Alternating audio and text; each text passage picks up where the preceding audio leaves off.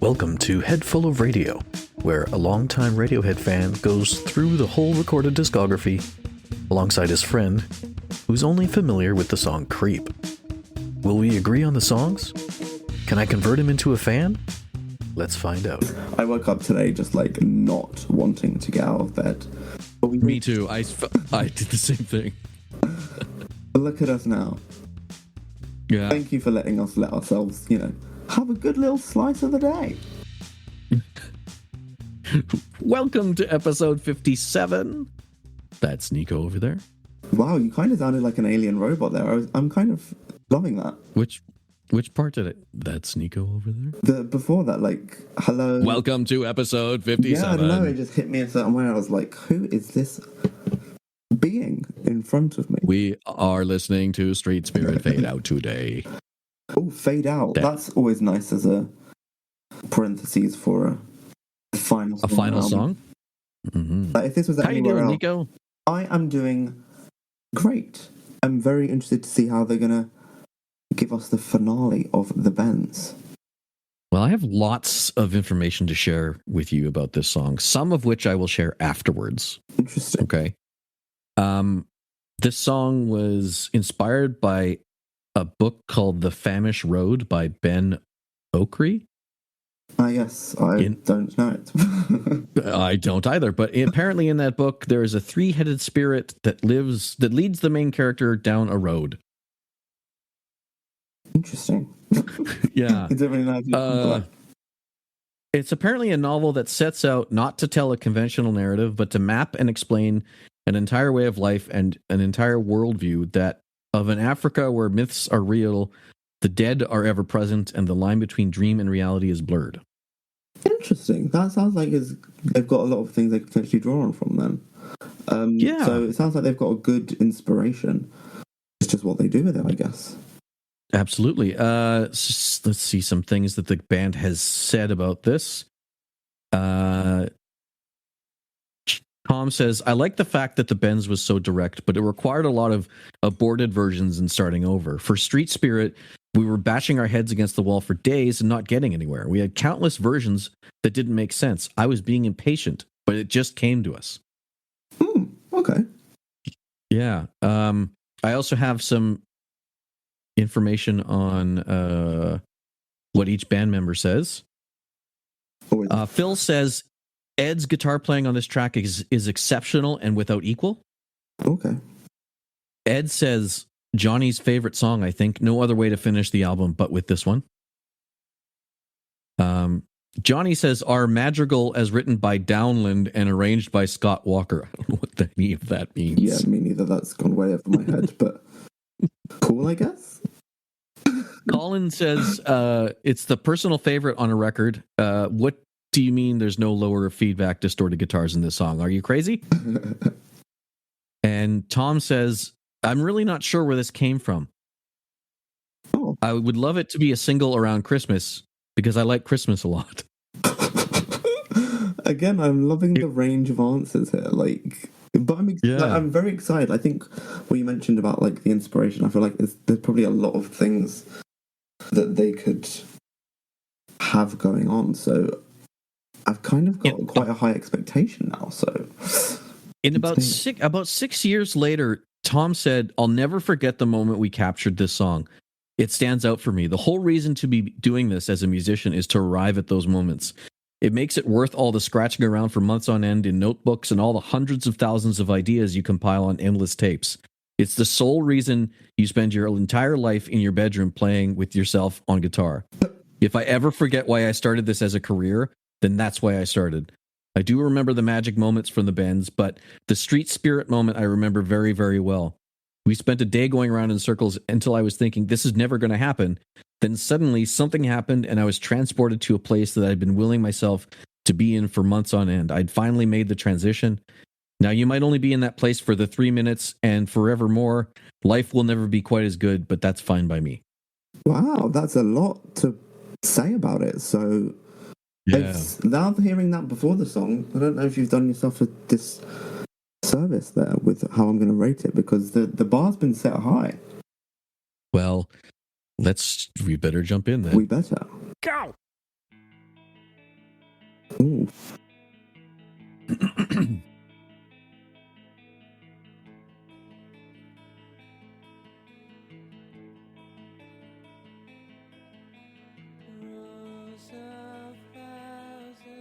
I just got the chills when he started singing. Yeah, like,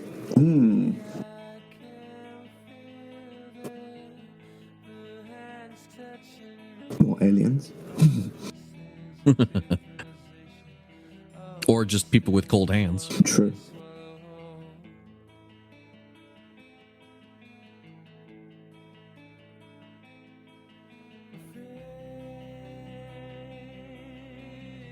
That guitar is just beautiful, isn't it? It really is just, oh.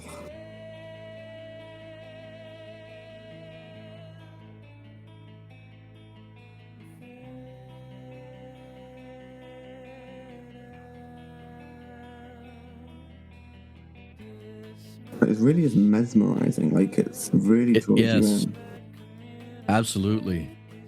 And just slowly building almost. But you've captured me now. You're starting to up the tempo. Yeah. Like, oh, we're moving along. Where are we going? I'm not sure, but I surrender to the street spirit. Yeah.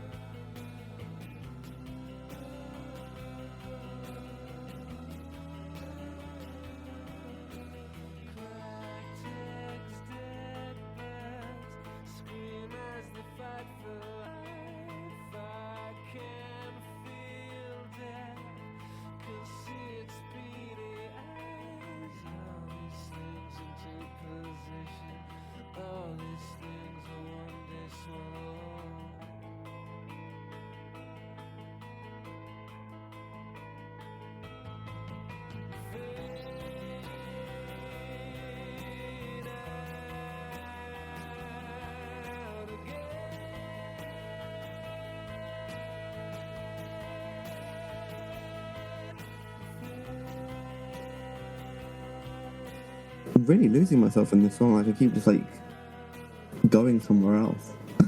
Yeah, absolutely. It's like, oh yeah, I'm on a podcast. Like, I'm just getting so like transfixed with like listening to it.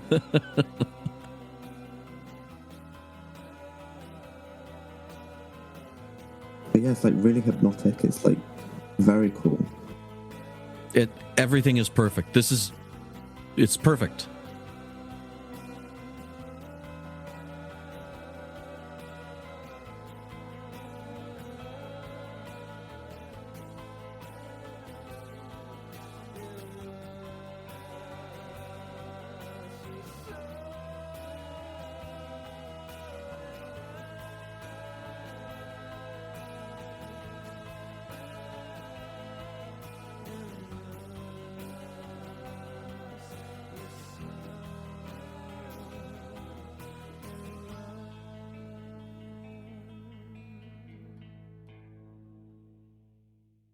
Cool. That was Street Spirit. Does it? Does it? Does it meet your expectations? Yeah, but like not in the way I was expecting it to. Like, yeah, I feel like I'm gonna have to like listen to that again because like it's like I don't know if it would be correct to say that I wasn't present, but it's like I wasn't like here. Like I was wherever the song had me, if that makes sense. Like, yeah, it's like I'm not as conscious of what I was like feeling because I was just like somewhere else. But that was cool. Yeah, absolutely. I wasn't expecting necessarily that, but I really did like that. Okay. How would you score it? I feel like this is like this is one of those things that I feel like could easily change with a re-listen, because like it's like I forgot to like be like actively listening, if that makes sense. It's because I was like I was just so like just going through what I was going through, like so this might be a bit of an underscore, but I'm gonna go with a Johnny for this one. Okay. Tom, I want to hear what from you. What keeps it from being a Tom? That's what I want to know. What keeps it from I think that? it's just honestly like me not being almost like conscious for all of it, if that makes sense. Like yeah, no, that makes sense. I don't doubt that I could literally go higher if I listened to it again and I'm like, no, this hits really good. It's just like because I had that like blip of like in a lot of ways like the transportation is really good and should be like worth points, but it's like because I wasn't actively like hearing myself being like I'm really enjoying this, it's like I was like away, so I can't commit. Like I feel like I will like know a Tom to be a Tom when I hear a Tom, whereas this one I feel like I have to listen to it. So I think on a re-listen it could go to a Johnny and a half, but just because of those reasons I don't know if I will go straight to a Tom. And for me, this will be my first Tom. Ooh, yes! Oh, I love that. This will be my first Tom. This is up to this point we've heard songs that hit close to being exactly perfect. For me, there have been some that are like, oh, if they did this or if this had it or blah blah blah. There is nothing to me in this song that needed anything. That's very fair. Yeah, that's a good way to look at it. It was absolutely every musician and every person knew their part. They took it seriously and they made a beautiful like sculpture of a song. I'm looking forward to listening to this for sure. Like this is definitely something I would just go out of my way to put on. I think it'll help too when you see the music video. Ooh, I honestly think you'll score this song better or high because of the music video. Interesting. I like that. That's good when like a good song has like a hopefully a music video that matches to then just kind of bring it even more to life. Now, this song became the band's best placed chart entry until their next album. Oh, okay. So they had never hit the charts higher. I have a lot of things I'd like to say about. I have a really big paragraph that Tom talked about this song. Can I give you that paragraph? I would love to hear that paragraph.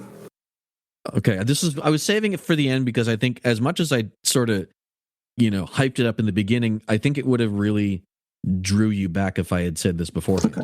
But now that you've heard it, it might make more sense, and maybe seeing the video will help you hear all of those things. Okay.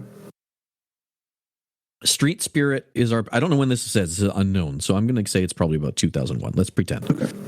Street Spirit is our purest song, but I didn't write it. It wrote itself. We were just the messengers.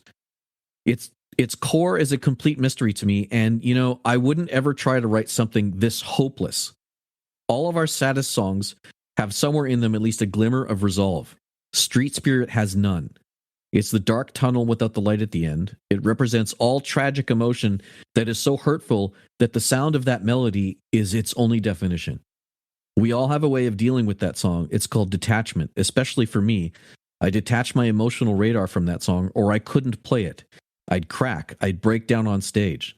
That's why the lyrics are just a bunch of mini stories or visual images as opposed to a cohesive explanation of its meaning.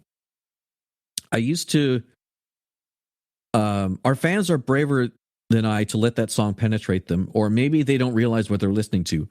They don't realize that it's about staring the fucking devil right in the eyes and knowing no matter what you do, he'll get the last laugh, and it's real.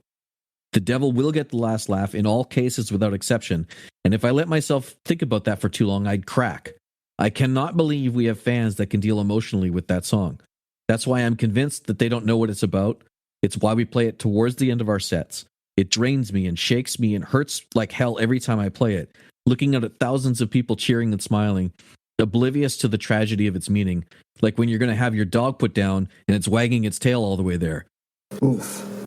I wish that song hadn't picked us as catalysts. and so I don't claim it. It asks too much. I didn't write that song. Wow, that is quite the thing to say. And like, I connected with a lot of what he was saying in the sense, like, I mean, I literally did detach whilst I was listening to that song. Yeah, there was a part too, like after most of the lyrics were done, I just sat back and then realized, wait, I need to start talking. Yeah, exactly. It's like, we're literally on like a podcast where we're supposed to be talking about the song, and we just kind of found ourselves not doing that for a long portion of the time. And I wasn't like conscious of that because I was just in the song. Yeah, absolutely. And you're right. On the first listen to, I think he's right in saying that it didn't necessarily hit me how like it was supposed to evoke those like feelings of like complete like hopelessness or like just being that dark. So I'll be very, very keen to put that on a second time.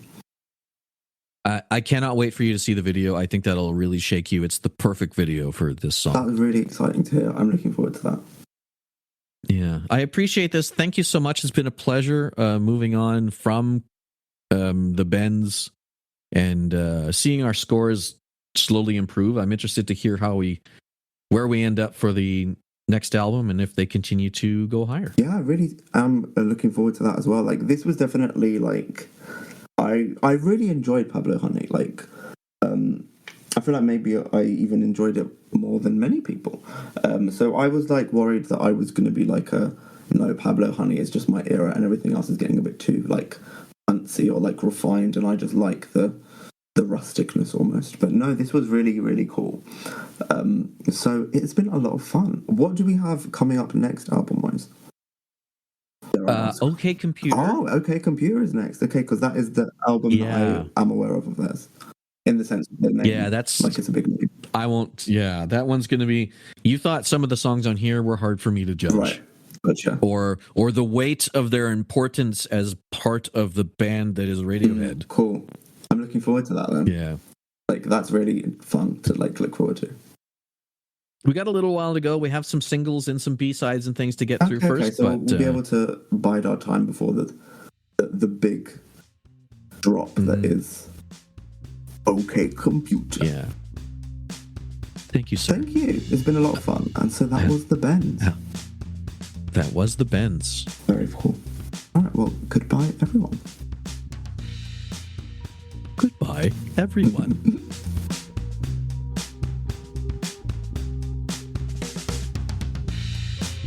This podcast is recorded over Discord and produced by me, Floyd. The introduction and exit music is a cover of Radiohead's Separator and is available on all streaming services under the band name Lift.